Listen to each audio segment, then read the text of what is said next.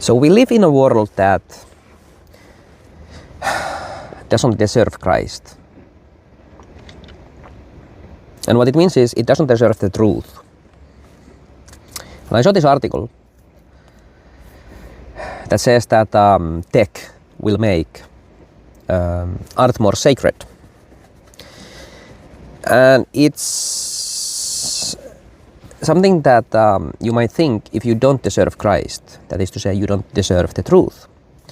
When it's written in scripture that nobody can lay down a foundation that's any other than Christ, what it means is the foundation is super important. And that's what AI technology isn't. It's not a foundation. You're trying to lay down a different foundation, and you're saying that that is the thing that will make your art, the things that you are building, more sacred. And that doesn't even make any sense. That doesn't make any sense. Because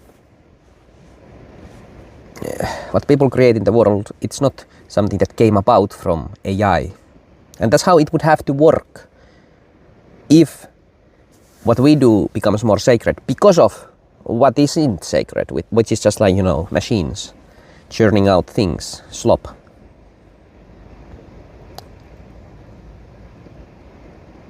So what he's suggesting here is impossible. Something unholy cannot make something holy. Something unsacred cannot make something more sacred.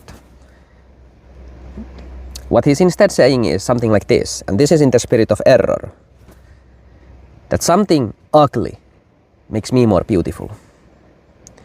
Like an ugly girl next to a beautiful girl, and by comparison, the pretty girl looks so much better.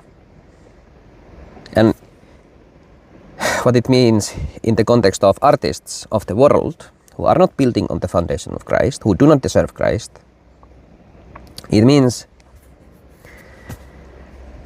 that they're saying that their crap, which is human-made, is preferable to this machine crap, which isn't even real. Notice how they're like strong-arming something. Like, yeah, you've been eating the crap that we have been shoveling in front of you for so long. And now even something worse is along, so you're gonna appreciate us and our works more.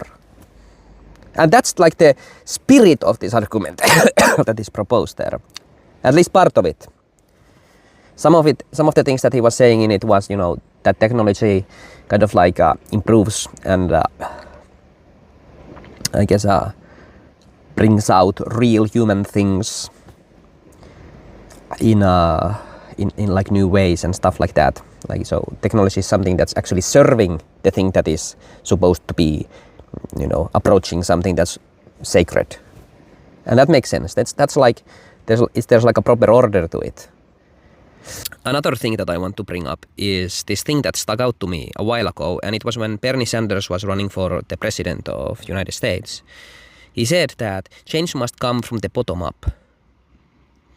And what he's saying is also in the spirit of error. Somebody who denies the Messiah and his foundation, which is true. That's not what he's saying when he says from the bottom up. What he's saying is, instead, that those who have no power must be the ones to change the one who has power.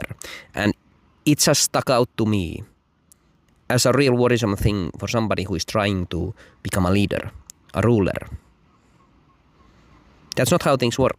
You're just placing an incredible burden on the people who are beneath.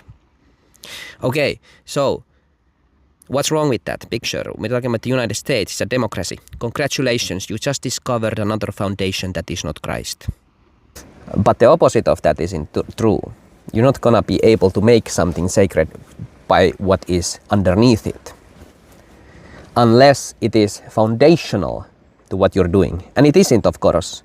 AI, technology, it is not foundational to human expression. You got your wires mixed up. And that's the kind of world we are living in.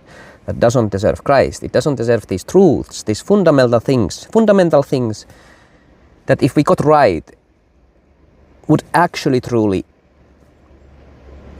lead to something sacred, something holy, which is what the new world is that will begin in the second coming. When people get these things right, they are very close to the cornerstone that the builders, rejected. It's like this proper understanding of the fundamental things that has the potential, the capacity to actually reach new heights. Holy, heavenly. You're not gonna get there by misunderstanding the roots.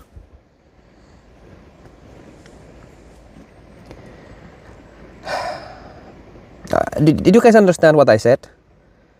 Or are you part of the people who do not deserve Christ?